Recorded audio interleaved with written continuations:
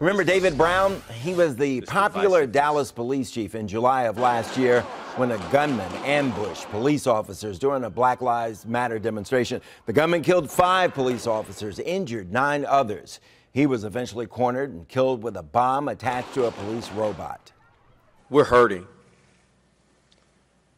Our profession is hurting.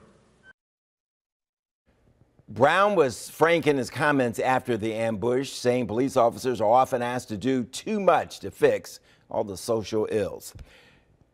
Former Police Chief Brown was in Washington today to attend a program that we hope will make those of us in broadcasting a lot better at what we do.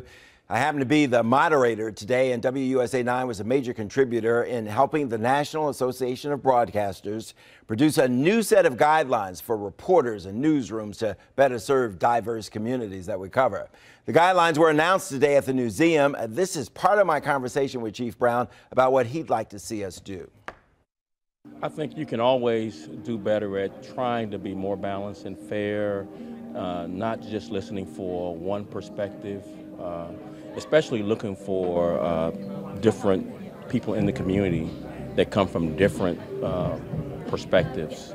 I think coming across more authentic means being more balanced. And of course, continue to challenge police departments, because that's where you find truth.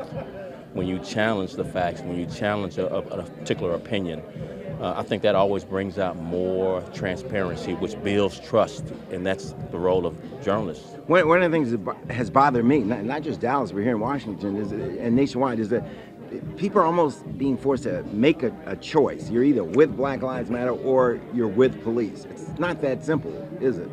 It's not. I've actually rejected the fact that people want you to take a position. And that's when people stop listening. I think if you just, as much as you can, moderate your position and listen more rather than you talk, especially when you're emotional, and many of these crises brings out the high emotion, the high sensitivity about a particular issue when you roll in race, police-involved shootings, and I think that makes it more important to be more balanced and to come across more authentic by conveying a more broad opinion and perspective from citizens. One of the most incredible moments and words I heard from you were when you challenged people, many of them out there protesting police, to come join us, fill out an application. Become a part of the solution. Serve your community. Has that changed since you left the police department? Has not. It's part of who I am. I quit school my senior year in college to become a police officer. Went back and got my degree while I was a police officer. My first beat was my old neighborhood. People in the neighborhood need to be part of the solution, and part of that obligation may be becoming police officers.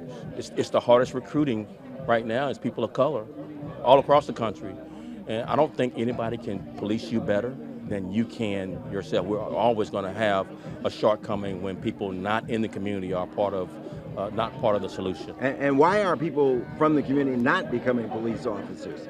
Is it because of reputation? Is it because of dangerous work? What's the reason for that? It's all of that, but I think we have to overcome the challenge of a worldview that policing is not a desired profession. My father was against me becoming a police officer because he grew up in the old Jim Crow South, and he had an opinion that police officers are not good people. And so he discouraged me from becoming part of it. We have to overcome that historical perspective. This democracy demands that we participate. It's a representative government. And so until we participate fully in the solutions, I don't know that we will have any long-term sustained trust built in the community. Former Dallas Police Chief David Brown. Is television news still relevant? Well, we certainly hope so, but what you see here is no longer a one-way conversation. Whether it's Twitter, Facebook, email, or a good old-fashioned phone call, you are now more than ever a big part of what we do. Seriously. The president of Tegna Media, Dave Luigi, was also at today's event, and here's what he told Ardelia Gonçalves about our most important partner, you. It's still really important that we look under rocks and look, follow our governments and make the kind of investigative reporting commitment we do as a company, and we will continue to do that. And people aren't always begging for those stories, but they need to hear them. But the other side of that equation is there's lots of stories that the public cares about that we would never know without this return path from them. this making people part of the conversation is going to allow WSA and other broadcasters to be a lot more relevant to those communities they serve.